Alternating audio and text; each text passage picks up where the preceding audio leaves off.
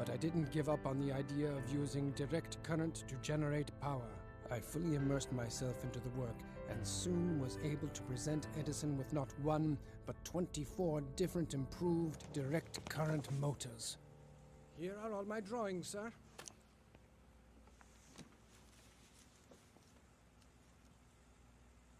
Not bad. That is, not bad for an immigrant. So when will I be getting my $50,000? 50,000? Young man, you don't seem to understand American humor. Taking into account your efforts, I'm willing to increase your salary from $18 a week to, let's say, $26 a week.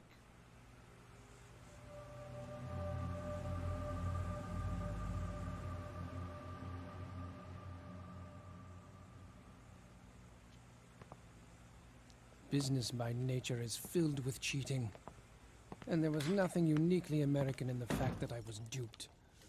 But it was one thing to be deceived by the functionaries in Edison's office in Paris, but here, I quit immediately. I was forever disillusioned in the great American inventor Edison. 1, 2, 3, 4, 5, 6, 7, 8, 9, 10, 11, 12, 13, 14, 15, 16, 17. Fine. Care to join me? Thank you. I try to keep to a schedule.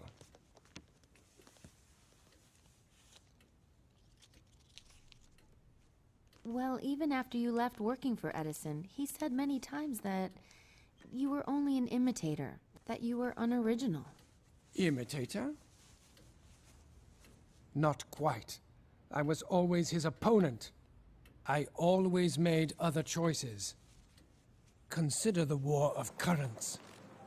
I must admit the 2 years after I left Edison were very hard. I had not a penny to my name. I never took money too seriously. I never did, except for at that terrible time. At that time, I worshipped every penny. My breakfast cost 4 cents. My dinner cost the same. And sleeping on a floor at night cost me 5 cents. This lasted for a year. In order to earn my living, I had to find part-time jobs. Day laborer, porter, digger of ditches. I lived for the moment. I had no money to think about tomorrow. When autumn came, I rented a single bed in a common room for 10 cents a night. What a luxury. Edison must have been gloating. But one day, everything started to change. My friend Brown introduced me to entrepreneurs who were interested in electricity, and they invested money in my talent. It was an amazing transformation. In one moment, I went from being a beggar to becoming co-owner and manager of a serious company dealing with the installation of new arc lamps in the streets. I thought it was ironic that I rented an office next to Edison's company. We had received many orders from all over America for our electrical products. Our business quickly became a success. I created models of generators, transformers, and all the necessary equipment for the operation of two-phase alternating current devices.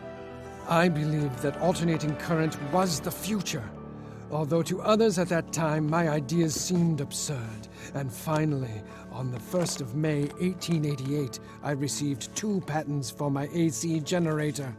The war of currents had begun. Mr. Westinghouse. Mr. Tesla, I'm so happy to meet you at last. Let's get straight to business. You know the Edison power plants are reliable. However, here's what I need. I need a solution that allows me to transmit electricity over long distances to my power plants. So, you see, currently I am looking for a better engineering solution. Well, I have some ideas here. Edison's direct current power plants dominated the nation's power needs.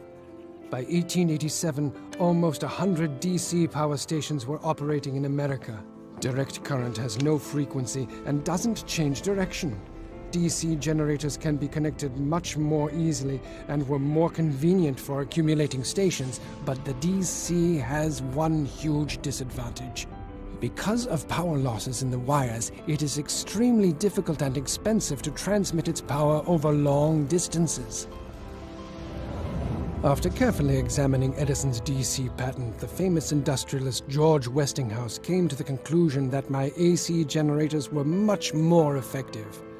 So he offered me $1 million for all the patents I already had, and promised to pay $1 for each horsepower produced by generators designed by me. So I became a consultant for Westinghouse. That day I gave my dear friend Brown a check for $500,000 for everything he did for me. A new era began in my life.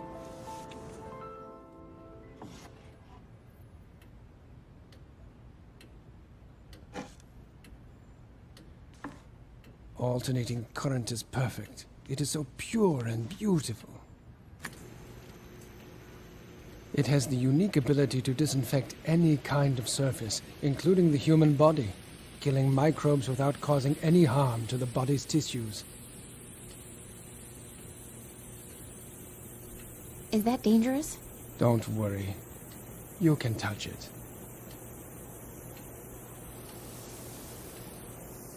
Go ahead. There's no need to worry, young lady. I've passed 1 million volts of current through my body, and you see, I am still very much alive. If the frequency is above 700 Hertz, the current simply flows over your body. Isn't it wonderful?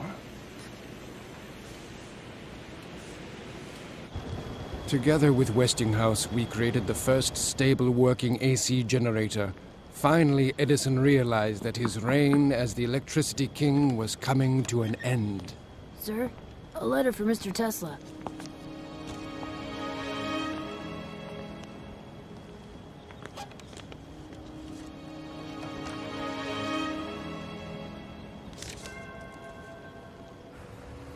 Edison immediately brought a lawsuit against us for infringement on his patents.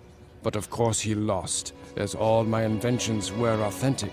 It was after that that he started to play dirty.